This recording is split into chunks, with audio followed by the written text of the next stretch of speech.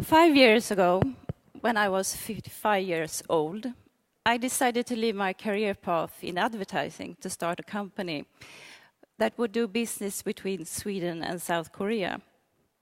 The only problem was that I didn't know anything about that country, more than it was my home country once. I had no network and I didn't speak the language. But I did it anyway, because I had a lifelong dream and I know I had the perfect timing to do it. So I did it and I have never regretted it.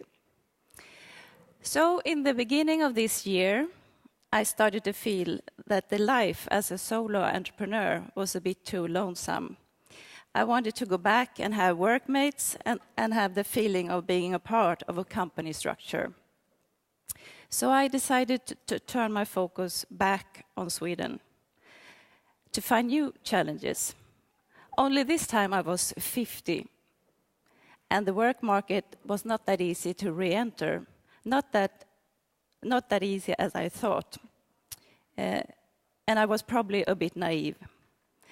I know after a short while that I was very fortunate to have kept up with my super interest in tech and in web commerce and all the stuff happening in the digital world. But soon enough, when I was meeting all of these amazing people in meetups and startup conferences, I soon realized that I was very lonesome when it came to my age. So I started to think, why was that? And for this specific talk today, I started to think about what was it in my life that was the defining moment that led to my approach in life, which also meant always doing new stuff and not being afraid of starting new things. So I identified 3 areas that I chose to call my 3 disruptive areas in life, my 3 disruptive areas in life. So first, take a look at this picture. Let's imagine that this is you. It could be you. This is Dagny. She's 102 years old, and she has just been voted the most modern retiree of the year. She makes me realize that I have a long time ahead of me when I need to find ways to stay in touch with the job market. At the same time as companies' lifespan shortens, and an increasing number of us will be forced or voluntarily become self-employed.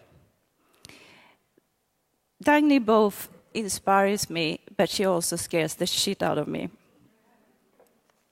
Because I know that I probably have at least 30 years before I retire to be in the work market, which is a tough one right now. I also know that technology is the path forward for me to be able to stay in touch with the work market.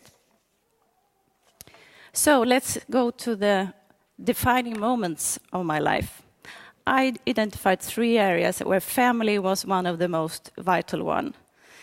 For me, I believe in the startup world where we all think that we can do some quick buck and do great big money for a short time. I believe we kind of forget that family is the foundation for everything. I think that we a bit too much focus on our digital friends. And I think that the long-term relationships of building a family and having great friends is sometimes forgotten. For me, my life started with a big bang when I was adopted to Sweden. I was a bit feeling like an outsider. I didn't really fit in, so I started to look for ways to adapt and conquer my fears. At the age of 17, I think I took my most important life decision. I decided to leave a negative home environment and become a totally independent, alone woman. I never looked back, and it was the best decision of my life. It was a super disruptive one, but it made me the one I am today. As a reward, I developed a strong survival instinct, and I always applied from there on a trial and error approach. Suddenly there was no borders. I could do anything I want. I could do what I want, but I had no one to lean on. But it gave me the super important drive and the courage to fight for what I wanted to do. I decided that I was worthy of a better life. The next part in my life that I think is crucial is the work. 1 of 4 companies in Sweden today is run by women, but 1/3 of companies in Sweden started today is by women, meaning that it's a big increasing amount of women going into entrepreneurship, which is a super good thing. This is by number from a report from Tillväxtverket. And I believe that this gathering today is one of those possibilities that makes the women entrepreneur growing. Tomorrow, I believe that the tomorrow's work market will be made out of what I call Lego careers. We will assemble and reassemble our careers. The Lego pieces will be consisting of contacts, what we do today, networking, inquiring new skills, be aware about our desires, but mostly take our opportunities. For me, the disruptive mindset has followed me all my life. As an example of that, when I was young, I did things in my work environment that wasn't that maybe normal, I should say. For example, when I started out at my very first job at an insurance company, I decided that they should have a fashion show. So the reason why I did it was mainly because I wanted to get into the fashion industry. So what happened, I was able to arrange this fashion show at this big insurance company, but what was the most important result of that was that I actually made connections with the fashion brands, which I borrowed the clothes from, and it landed me my first job in the fashion world.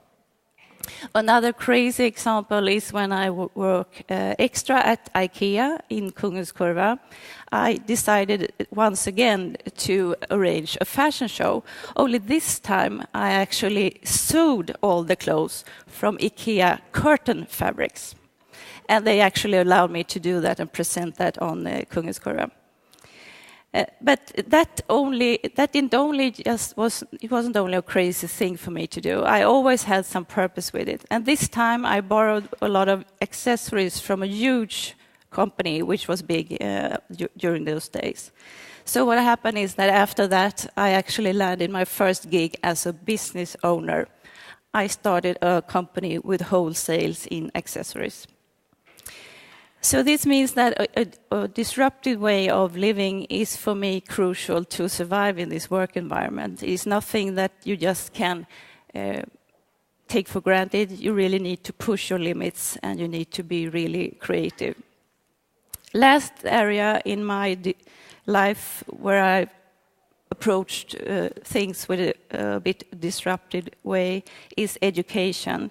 For me, the most important thing is where we actually take our new knowledge from.